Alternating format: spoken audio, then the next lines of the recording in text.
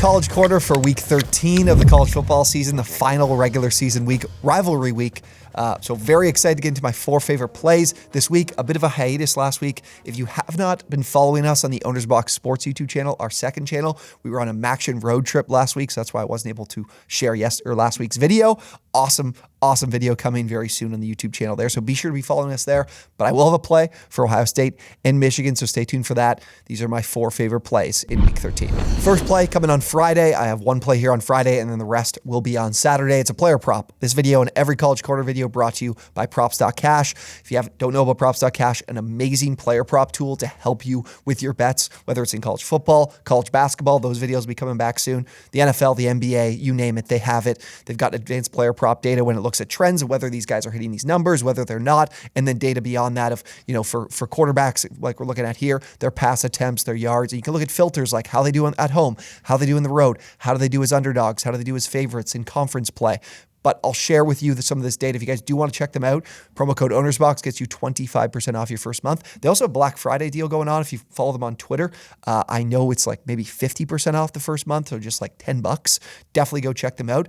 But here's what we're going to do. We're going to Thomas Castellanos, the quarterback for Boston College, over 164.5 passing yards. So the data from props.cash is awesome with this one. He's gone over this number in 7 of his last 10 games. That's great to see. And BC finds themselves as 10.5-point underdogs in this game at Miami. And Miami boasts a very good run defense. They're 10th in EPA against the run. They're allowing just 4 yards per carry, which is 12th.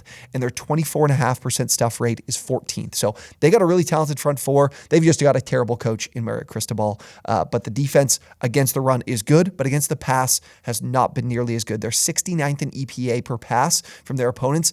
And what I love here when we're looking at this number, only one quarterback in the last 7 games has not eclipsed 164.5 passing yards against Miami. The only quarterback that didn't was MJ Morris for NC State, and NC State won that game 20-6. So what I like here for Castellanos is, of course, we have an opportunity in this particular game where they are big-time underdogs, and it lends more towards the offense having to put the ball in the air as well. So I also did a little bit of filtering here on props.cash because, like I said, this is going to be a game where they're going to have to lean on the passing game. And there were a couple of games this year that Castellanos was either hurt or they just didn't really need his arm much at all.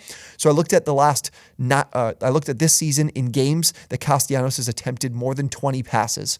And on props.cash, it's showing that he's gone over this number in 7 of 9 games when he's attempted more than 20 passes. Definitely expect to see that here with the way this Miami defense plays and how good they are against the run. They'll need Castellanos' arm if they want to stay in it. So love him to go over 164.5 passing yards. Now let's get to the game. Michigan, Ohio State, the biggest game of the weekend. I am so excited for this one. I'm going though to the under, but just in the first half, 23.5. Make sure you're shopping around, finding a good number. This is you're going to have to pay a little bit of juice around -130 to get it, but I think it's worth it because if you look at some of the potential outcomes, get a 13-10 first half, you're going to hit where some books are listing this at 22.5, and a 13-10 would obviously go over this number, but I think they can still go well under it. Now, first thing up is pace with these two teams. Michigan, we all know, very, very slow. They're 129th of 133 teams in the country in seconds per play. Ohio State, slow as well, 83rd in seconds per play. So definitely well in the bottom half of the country. And for Michigan, we know as well, lean on the ground game, with whether it's Blake Corum or Donovan Edwards. They're running the ball in over 60% of plays. And look, we say this in years past with Ohio State, the numbers tell me they're a good run defense, and that doesn't always materialize in this particular game. But on the season, they're 12th in opponent EPA per rush. They're going up just 4 yards per carry, so they have been very good. And they've also answered the bell against some quality opponents when it comes to running the football. We're looking at Penn State with Katron Allen and Nicholas Singleton. We're looking at Notre Dame with Audric Estime. This defense has answered the bell. I think that they're in a spot here where some of those linebackers, you're looking at Jack Sawyer, you're looking at Eichenberg, Steele Chambers as well. These guys have been around. They played this game, and they lost these last 2 games. And I think they're going to be well prepared for this matchup. And what concerns me as well with Michigan is being a little banged up. J.J. McCarthy definitely a little bit banged up, but been playing through it. Roman Wilson didn't miss the game or left last week's game, and they also lost the left tackle, Henderson, who didn't play at all. I think he's going to play in this one, but how healthy is he? Because they had Hinton, his backup, get hurt. So that could definitely have an impact on the offense. I think early in this game, Ohio State has answers defensively. My biggest problem is that they really run these Like I talked about with Eichenberg and with Sawyer and with Chambers. They run these guys out for a ton of snaps. Michigan tends to wear you out. The second half is where they can really put up their points. So I'm a little bit concerned about what they can do or what they do defensively in the second half. And if this game opens up, that's why I want to play the first half under. But on the Michigan side on the Michigan defense side of things, when the Buckeyes have the ball, Ohio State's been leaning a lot more on TreVeyon Henderson, and I think it's for good reason. McCord is just, he's not to the level that you would expect from this Ohio State team. We've got an 11-game sample size of it. McCord is not someone that can hit those explosive plays, beat the defense in big plays. I wanted to take the under in this, that Penn State game they had a few weeks ago, but I just couldn't swallow it with the talent on the field. But now I want to get in because I just don't think McCord can move the ball at the rate that you've expected from Ohio State quarterbacks in the past. And of course, Michigan, a really tantalizing defense.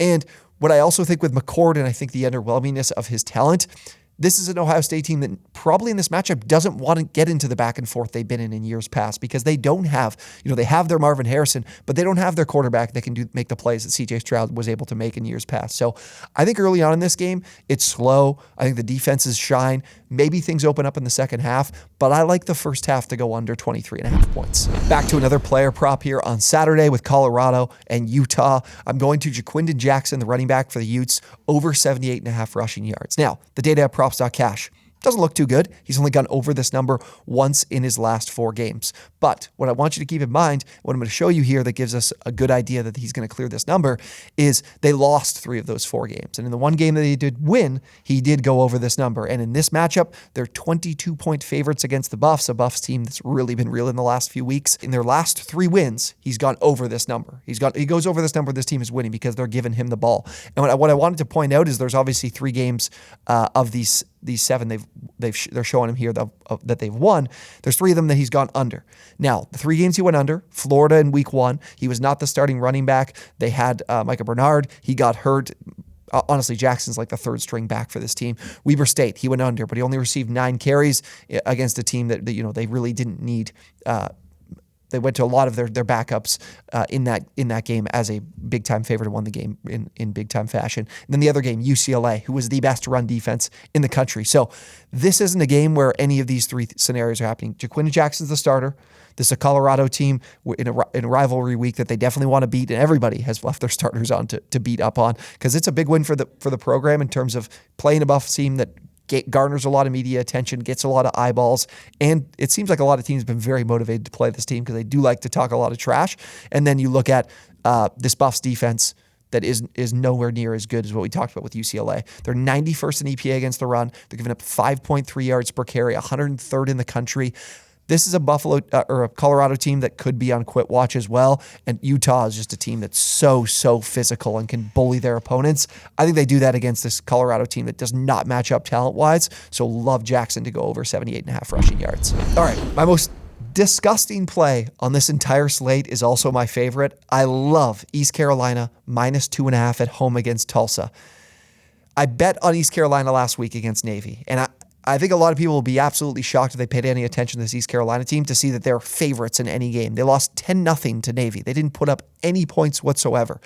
But what's good, what I know about this East Carolina team is the defense is great, but the offense looks like it's high school junior varsity. Like they can't move the football. It was mind-boggling how bad they were. Their defense forced a bunch of turnovers, and they would just give the ball right back. Again, didn't put up a single point in this game against Navy. But when you see a line like this where a team that can't score points is a favorite, the books are telling you what you should be doing. And the underlying numbers here have me loving East Carolina. So this Tulsa team wants to run the football. They run the ball about 60% of plays, the 14th highest rate in the country. They want to run it a ton. East Carolina has answers. They're one of the best teams in the country against the run. They're 3rd in EPA against the run, 2nd in stuff rate, making a bunch of plays at the line of scrimmage, and they're giving up just 3.9 yards per carry, 11th in the country. And what I like is coming off a game against Navy where you have to be really disciplined in the option game, really disciplined with your tackling.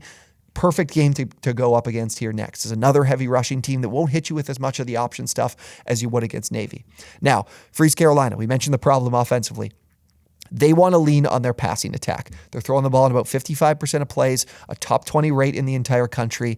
The problem is they are legitimately No joke, the worst pass offense in the country. 4.8 yards per attempt is dead last, 133rd. A lot of their struggles come down to giving up some pressure. 34.2% pressure rate allowed is 112th. 7.3% sack rate allowed is 102nd.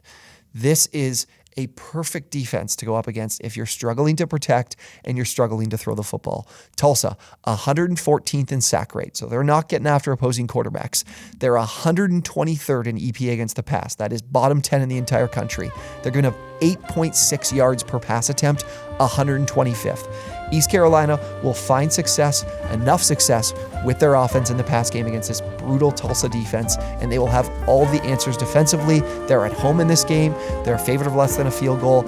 I will take it. Make sure you get the -2.5 or take them on the money line, just again with the offense having a little bit of struggles, but I am very confident in them winning this game. Okay, those are my 4 favorite plays for rivalry week in college football. We'll definitely have more for our conference championships next week, and again, stay tuned for more college basketball content coming soon. Enjoy the last regular season week of the college football season. Thank you guys so much for watching. If you did enjoy today's video, would really appreciate it if you hit that like button and subscribe to the channel. We will see you guys on the next one.